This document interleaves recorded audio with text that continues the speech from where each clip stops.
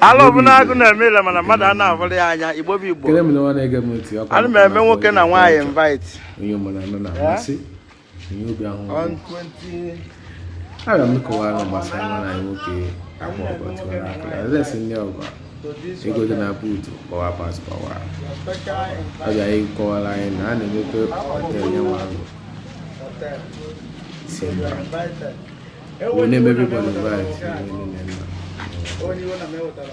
nwata nwoke ma boys ma agbọghọ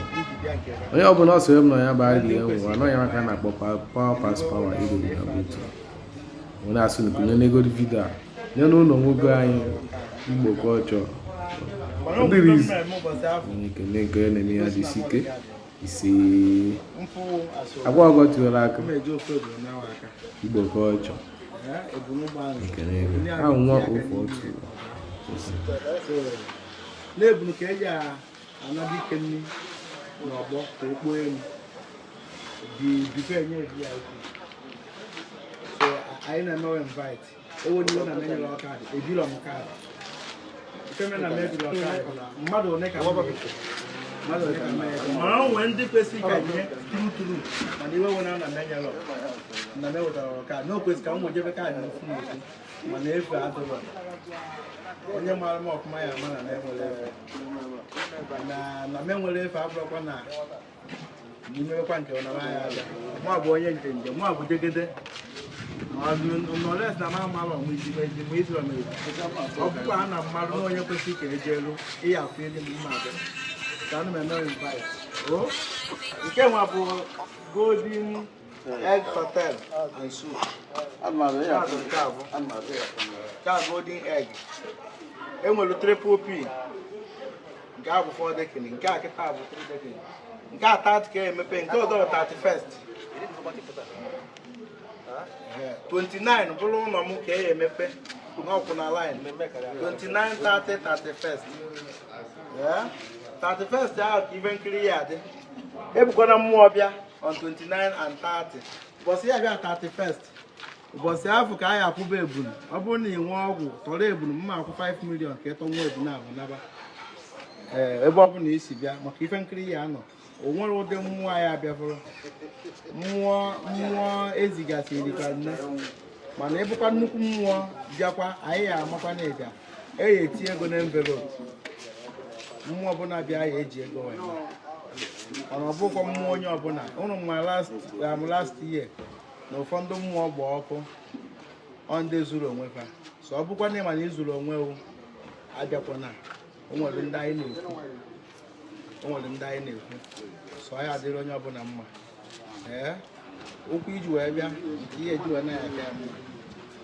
kwa ụmụ nwaanyị afọ nụ ya ebido akwụkwọ Janụwarị ya ka ipikiri your school fees free of charge ntị arụbọ o nwere ihe na-ekwu simodokwa ya Ijite bụ ọgwụ n'ebe ahụ ọ bụrụ ọbara ọla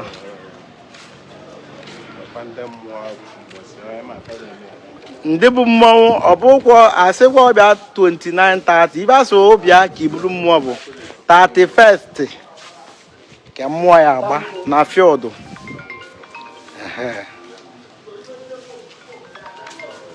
so ife dị iche iche ga-eme ndị egwu dị iche iche ya abịa pọfọm ife abụọ ọfala ka a na-agba so anyị na-eme na invite ọ nọ n'ezi ọ nọ n'ụzọ on 1st December anyị celebrate ya ụzọ anyị tayịrị na anyị tayịrịkwa n'ụzọ anyị tayịrị more than 2,000 kilometer load ọ dịrị ezi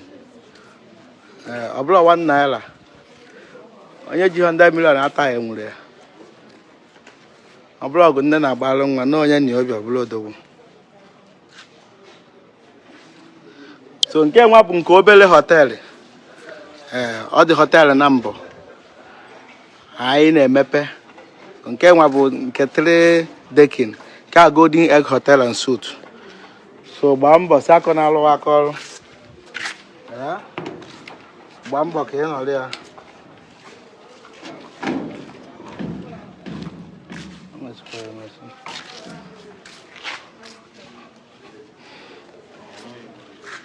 Ah.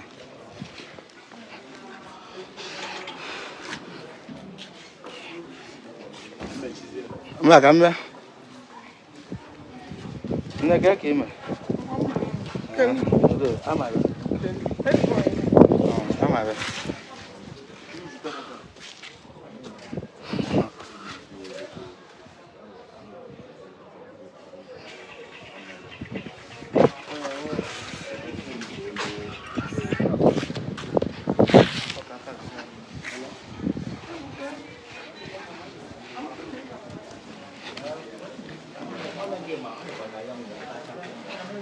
Udaja.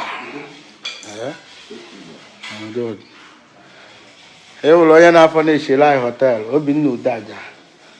The celebrity furniture. Okay. How do you do?